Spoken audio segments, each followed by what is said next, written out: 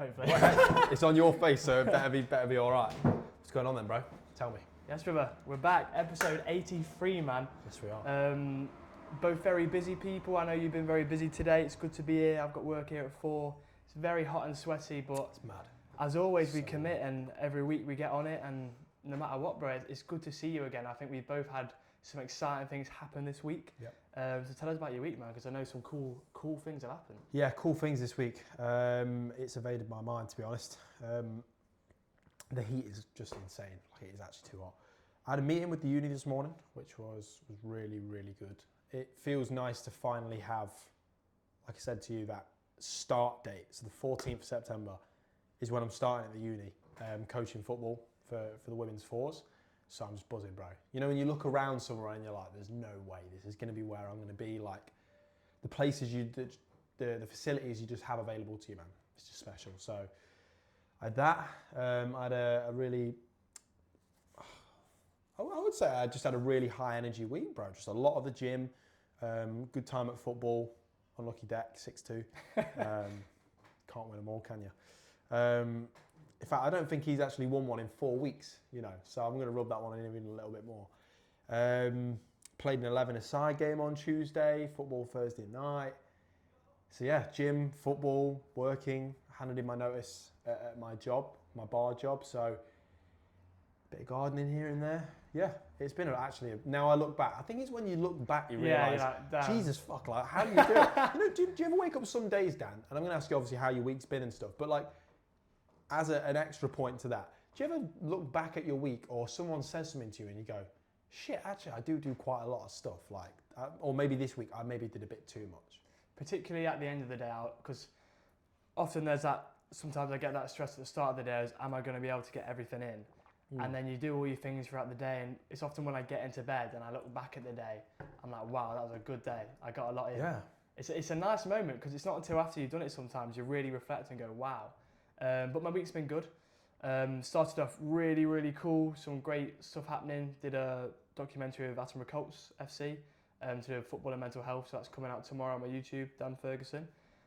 Watch that. And it's just been a good week, man. We're off camping tomorrow. So got a few days now to switch off. But where are you going again? Going to a place called Kettlewell. We've been there. Not in Derbyshire. No. Every time I ask, it's like, is it in Derbyshire? No, mate, it's not. It's Leicester way. No, you're joking. No. It's Yorkshire. Yorkshire, that's it. Oh yeah, yeah. Okay. So if you want to flash back to Words Matter last year, that's when I was in Castlewell. We did a podcast. And that's the same question. Yeah. Same question. Coaching on Wednesday with Beaton as well, which I will get into. So it's been a good week. Good things happening. Some humbling moments. Exciting things. Feeling good. Living a good life. But brother, Wednesday you were back commentating, and I know you mentioned you felt almost returning back to that environment. Yeah. I know you even forgot about commentating. To mention that, yeah. You feel like you leveled up a bit. So speak to us about that. Well, do you know the feeling when you walk into somewhere that was once daunting to you without caring as much about the feeling of it? I got in the taxi. It was a warm day, but the taxi was super aircon. I felt relaxed. You know, I was in a shared taxi, so I ended up going like 45 minutes to get to the City Ground, which was like not ideal. But you know, I got there with an hour and a half to spare. Lewis and Julian, who were commentating, it was Julian's first time at the City Ground as a commentator. He's 16, so he's the age I was when I started. Just as nervous, you know. And was he in a suit? Wasn't in a suit. He actually turned up in like a football shirt and shorts. So there's things we can work on with that. I think personally, you know, in these kind of opportunities, you should turn up a little bit more formal, personally. But he did a great job either way. Walked in, you know, familiar faces. Where have you been? Like, some of them obviously knew where I'd been and stuff, and you know, a few little chats. How was it? But it was just nice to get back to it, like back into it. And when Lewis asked, and by the way, there's not many people that listen. This is for hospital radio, so it's like patients in Nottingham medical facilities. But when Lewis passed over to me and said, "Welcome back, bro," like, not quite in those words, obviously a bit more professional, but welcome back, and then it asked me what I thought of the game. It was nice, and I felt like I could offer a bit more knowledge, because I feel like when I've summarised before, I'm like, yeah, it was a good goal, like, great shot, top corner, and it's like, you can say it's a great shot, top corner, but what happened before that? What led to that? Is there a trend that you're noticing throughout the game that has caused that? Like, there was one moment I think where when Forest conceded, the easiest thing to say is the defender just wasn't good enough in his 1v1. And then you pull it back and you go, yeah, but Matt Sells could have jumped and saved it. And then you go, but actually, if we'd not lost possession here, this would have... So it's like offering the extra insight I feel like I'm better at. So I just feel like overall, my knowledge of the game and my relaxed self has entered the kind of position a bit That more. level up, is that from being away from it for so long and being out in Australia, is that sort of that level up of coming back and feeling like you've naturally upgraded? Yeah, I feel like I'm just naturally like, from a life perspective, more knowledgeable. So like, humour rolls off the tongue easier when it comes to that. Because sometimes you try and force something because you want to make someone laugh. And it's like, now it's like, but you don't need to. So if you've got something to say that you think is funny, great, know when to do it. But it's kind of like, I feel like contextually, I understand things better. And I understand when and when not to add things in. And, you know, it's about simplifying the complicated stuff. I feel like I'm better at that. So I think my communication in general is much better. Awesome. Well, I want to speak about what happened on Wednesday, because I think I've noticed, obviously, so when we're back at home, obviously Jamie was out in Australia, but we both coach at Beeson under-15s on a Wednesday night, grassroots. Yeah. And obviously for the past 2 seasons I've been coaching at Northumbria University. I've got to the point where I've been coaching, like, I've done a session with the ones before, I've coached the threes. I've been coaching some good, like, level players. So I'll be brutally honest, in my head I was thinking, oh, I've been coaching this level, like coaching at a grassroots Beeson is going to be easier. Like I've been coaching at a good level, I've done my A for C. And without realising it, your ego starts to increase a little bit because you've got that evidence. And I did a session, obviously we were supposed to be doing it together. Yeah. But then I ended up having to run it with Ryan's help and Tom's help. And that was the first session I've done in a while, and I was a little bit rusty. But there was a couple moments which didn't quite work and they weren't quite right. And I had a lot of challenges with there being such a mixed group of abilities. And it made me realise, like, okay, you've been at uni for a couple of seasons, okay, you're levelling yourself up in that environment, but it doesn't mean you're not a beginner in this grassroots environment, like getting used to coaching with kids and stuff like that. And it humbled me. It made me realise, like, even though I am naturally a humble person, I was getting carried away a little bit and thinking that, oh, I've coached at the uni, I've done that level, I can do this easily. That was very naive. And that Wednesday night was really good for me because a few things went well, a few things didn't. And those ones that didn't made me realise, like, how important it is to be humble. And I think without realising it, we do, obviously we were talking about leveling up, we do, when we start to progress in life, we start to, you know, it's good, we feel like we're upgrading, but it's still so important to stay grounded. And sometimes life just does that to us. I see it like an ego lift. You know, and you could lift a heavier weight because it might make you stronger, but in reality, bro, it's like you don't need to. You need to just focus on what feels the best. And in terms of football, I think it's almost like you shouldn't overestimate the things that you're doing and forget what actually is right for you and what's good for your development. And I think with Beeston, like, I think it pleasantly surprised me how interested the boys are, how much they work hard, and actually how intelligent they are. I think because we're 21, right, we sometimes forget that people younger than us do know shit too. There's people that are younger than us that are way smarter than us. And it's like when I talk to my brother about football, sometimes I'm shocked when he says something, but should I be? You know, like he's 14, he watches football, he plays football. Football's more readily available to him than it was even when we were his age, you know, with the presence of social media, streaming services, even piracy, like stuff like that. There is more availability for kids to watch football. So what do you do with that learning curve when it comes to going back to the uni then? I think for me, it's like, I think it was a good thing to happen because it's like, obviously going into my third season, I'm no longer an undergraduate student, I'm a postgraduate doing masters. I think it was good because it just brought me down to earth a little bit. Yeah. Not that I was doing anything bad intentionally, but just naturally that happens. And I think going back to uni now, it's like, I think naturally I'm not going to think, oh, like I'm at this level now. It's like, no, I'm still a beginner, I still need to learn, there's still so much I need to do. And also just when things don't go right, I need to appreciate that's still going to happen. Like even when you get to the higher levels, things are still going to go wrong. And I think that's important. I want to touch on something with you because we were just speaking before this about how you've got a lot of commitments at the moment. Obviously there's a lot on with gardening, bar work, working here, commentating, football, coaching, podcasts. There's a lot. Oh, right. I wanted to ask you, and I'm not saying this is the case, but I wanted to speak about this. Do you, because I remember you mentioned it with the old bar job before the one now, which you didn't want to work at. Do you think you struggle with saying no to things because you, I don't know, feel guilty, or you feel like you can commit? Or do you feel like you have to commit because you want to show you can do it? Whereas, and then it makes too many things. I'm not saying what's right or wrong here. I'm trying to work out, do you think you find it hard to say no to things? You say to yes to too many things? You feel like you can juggle everything? Like, what's that sort of relationship like for you? I just feel like there's a hard balance between what I need in my mind and how I get it. And sometimes I oversubscribe. So I'm like, my motivation with having this many jobs is I need money to save up. So I'm like, well, if I have 3, I have way more money. But then I sometimes forget the drawbacks, like you won't have time. Or the biggest drawback for me has been organising. Like I've not actually earned that much more having the jobs.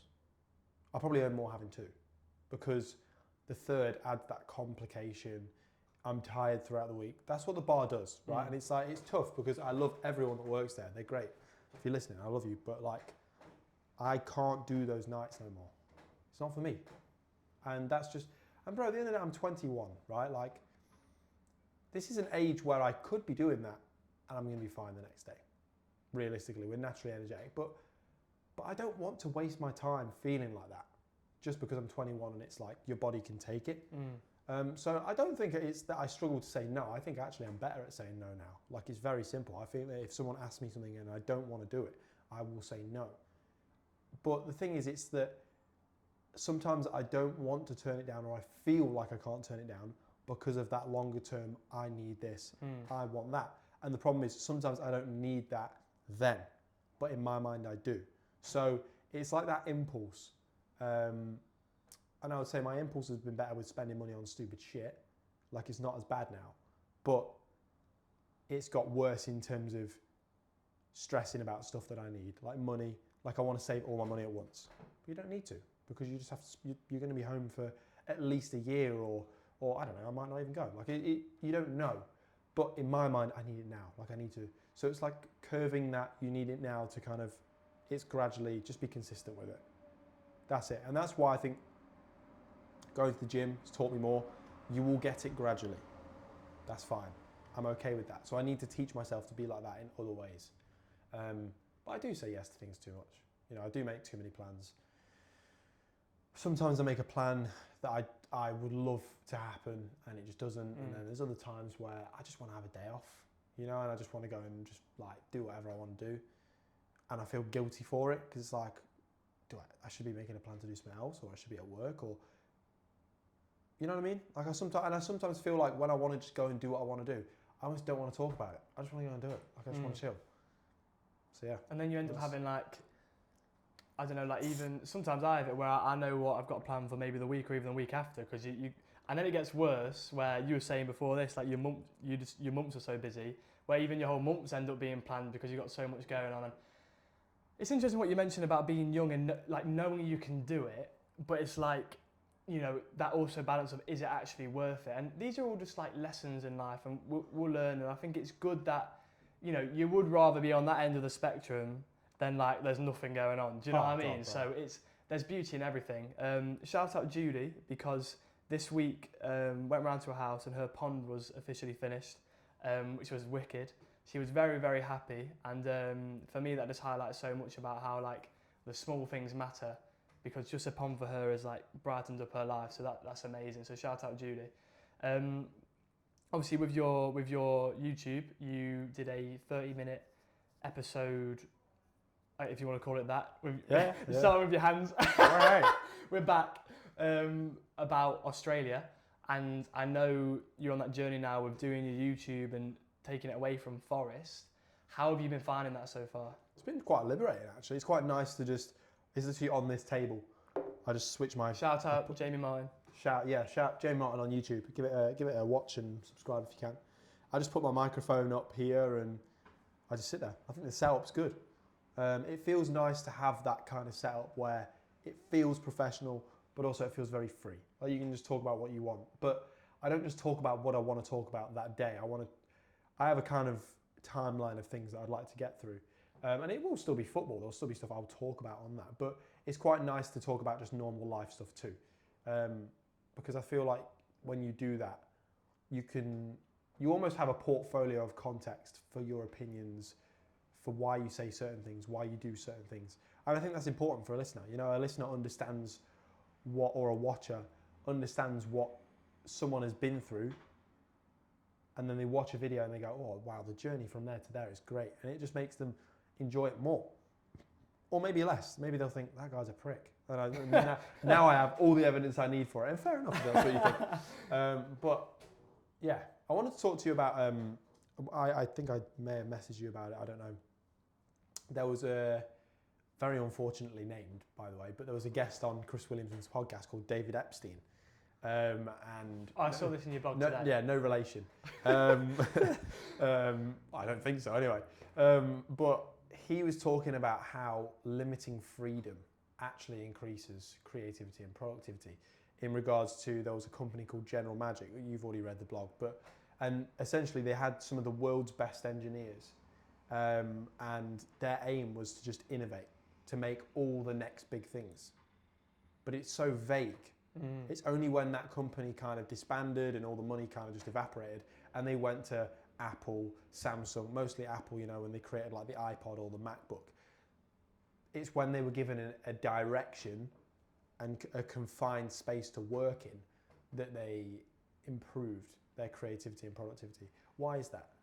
That's interesting. It kind of relates to what we were talking about just then about like commitments and juggling a lot of different things. I think it's like when they say, oh yeah, let's have an hour meeting, let's create this business, let's think of a name, let's think of a way we're going to do it. And it's like, you're almost forcing creativity, like with your aim saying, let's be innovative. I don't think I said that right, but you know what I mean.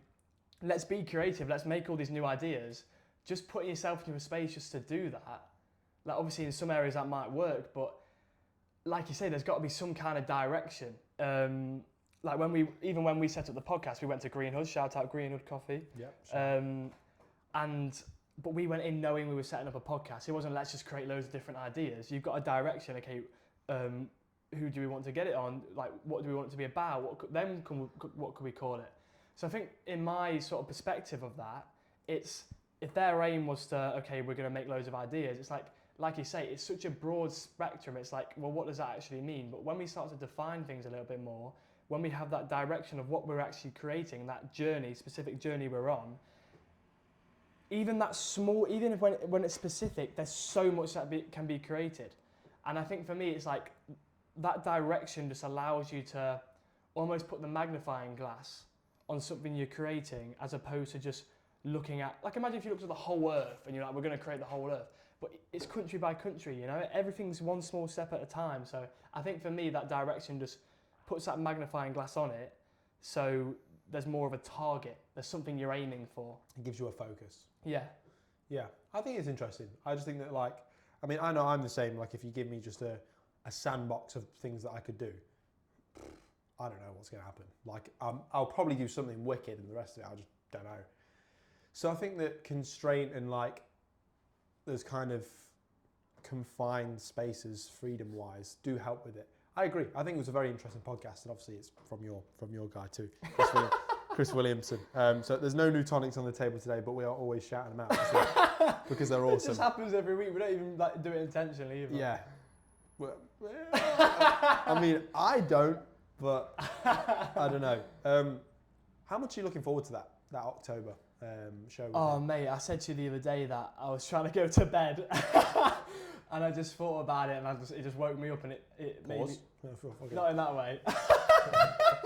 And I struggled to get to sleep because I was so excited about it. Like, I just can't imagine us being, like, imagine he stood that right there, that close to him. I think I will maybe have a little bit of another freak out moment. So I'm super excited for that, and it's such a pleasure that we're going to be able to do that together. I can't forget about my weekend. My weekend was really good fun. Went to Jim's, shout out Jim for a barbecue. That was really good fun on the Saturday. And then the next day I did a surprise visit to Judy. And she showed me this video of like when she used to go looking for orchids with her partner John. That's what she's into. And this song came on. It's like raindrops keep falling on my head. Jamie knows that one quite well. And it's all about like, I'm not going to complain because it's not going to get rid of the rain. And that song's really stuck with me. I think there's a good message in that. But also just seeing this little video that Judy captured. I know last week I was talking a lot about getting the new camera and like feeling like I want to get views and losing the aspect of actually loving what I'm making. Just seeing that simple video and like that flashback of a memory of hers made me realise just how important that is. And we sat downstairs, had a cup of tea, a fruit shoe, whatever, had some tunes on, and just that moment really inspired me. And then I went to my grandparents with my brother. Shout out my brother as well, because he got into uni in Newcastle, so shout out him. Good on you, bro. So he's going to be up there. And it was just a nice moment, and I feel like moments like that is another moment which grounded me and just made me realise what life's really about. And I think we can get ahead of ourselves, but these simple things are what's really important. How nice is it to see what's important to people?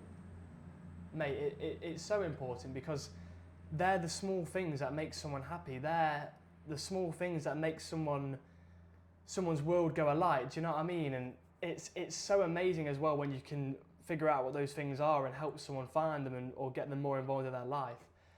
It's so important to see because it makes you realise what life is really about. And I feel like we do get so caught up in everything and we forget about what these little things do to us that are so important. Yeah, I think it's tough as well because like you've always got this kind of like macro view of the world. Like you're trying to see everything, your future, your current. You look at things from the past and like, oh, what do I regret? But it's like sometimes you do just need to really ground yourself, and I think it's hard, bro. I think it's hard. I think grounding sometimes can be very hard because sometimes in your mind the only thing you can see is what's ahead of you. You almost can't look around. Yeah. Like because you're so locked into like, oh my God, what's going to happen tomorrow that you don't realise like it's going on now because you're blinded by work. Like at the moment, I am thinking about the podcast, but I'm also thinking, fuck, I've got work at 10. You know what I mean? Like I've got all this shit that needs to get done, but it's like, but why am I worrying now? That's at 10. I've got time before that to chill out, to speak to my friends, to speak to you, to do the podcast, all these little things. It's like, you need to live a little bit more, not just for today, but for the moment that you're in, and then that's important. And I think you could take it with this podcast. Say, for example, we could overwhelm ourselves by thinking, oh, we want to get the production even more better. We want to have even more guests. We want to maybe get more episodes out, all this. We do. Which obviously we do want to do. But it's also important to look at each week doing an episode, making sure that episode's good as the journey's going on and not getting too overwhelmed with this broader spectrum, which to be fair, I don't think we get overwhelmed. We often just get very excited about it. Yeah, I was going to say, yeah. But I think what your point, like the way I'm interpreting it, is it's so important to like all these things that are ahead and these big ideas we have and these plans and where we want to be in a few months. It's like, it's so important to enjoy what's going on now, for sure. Yeah, I agree. God, this heat is actually, the heat's actually getting to me. It makes me so tired. I was going to say one more thing as well, Dan. Like we're always looking to level up the podcast, I think. Well, I know it for a fact. We're obviously this new studio is, I would like to say, our permanent home now, at least, permanent for the time being. And we're already putting in a few things ready for, I really want to fucking tell you what we're doing. But I also don't want to say it because I want to keep it a secret because then we can just pull up one episode and be like, yo, this is us. But where do you kind of envision the next step for this podcast going in your mind? In my mind, I think keeping our episodes consistent every week, on Tuesday 10 a.m.s, I think they're like the ground. That is the podcast grounded. That is everything about it, what we've been doing the whole time. I think it's getting even more people on, mainly because learning more about other people, learning more insights, learning more journeys, expanding our own knowledge, expanding the listener and their knowledge. and understanding more, getting more people to come on to tell their story. I think that's so important. I think that's what guests are really about. You know, making this look as good as we can. I think it's important that we should also make it look good, but I think it's important just like the actual like doing it as well. Like what we talk about is like important, and we talk about the right things. I think that's very crucial, but the look of it makes it a lot more appealing to see, and it's nicer for the listener to look at. And I think for me it's like, okay, why do we do it? And I think all these different things, getting guests, getting the studio looking nicer, making the experience better for the listener, I think it's all to expand those layers of impact, expand that sort of foundation of people who listen to the podcast and growing it, because not because we want to be really well known or not because we want to make loads of money off it, but mainly because we want to make an impact on as many people as possible. But how about yourself? No, I agree. I can't really add much more than that. Yeah. I think that's great. I set you up there for a tough one. Yeah, I was going to say this. What else? Yeah, there's fucking nothing at all. I mean, you know, just some nice chairs, a table, some coffee. If I was going to say the TV stand that I bought for the TV that we were going to have here, it got sent to Glasgow. Really? How? Yeah, so I got an email from Amazon saying your parcel's been delivered, and I'm like, okay, cool. And I looked at the tracking, and it said delivered to Glasgow. And I'm like, what? Like, that's nowhere near. And then the company messaged me saying that sorry, but the parcel's been lost in transit. I'm like, well, no shit. Like, it's in Glasgow. We're literally in Beeston. So it's only 8 hours drive or whatever it is, 7 hours drive. So we won't be having a TV stand until the end of September, which is kind of poo. But nevertheless, bro, very excited. New stuff coming very soon. Episode 83. Wow, bro, that feels another good one. It does feel good to be done, bro, and having had another episode where I feel like the conversation's just been good. Let's go, my brother. Another one coming very soon. Every Excited. Tuesday, 10 in the morning, 10 in the morning, 10 in the morning. Do not miss it. And we'll catch you again next week. So thank you very much. Take care. Thank Take you. it easy. Ciao. Wicked, mate. Let's go. Come on, son. My brother, man. Come on, bro.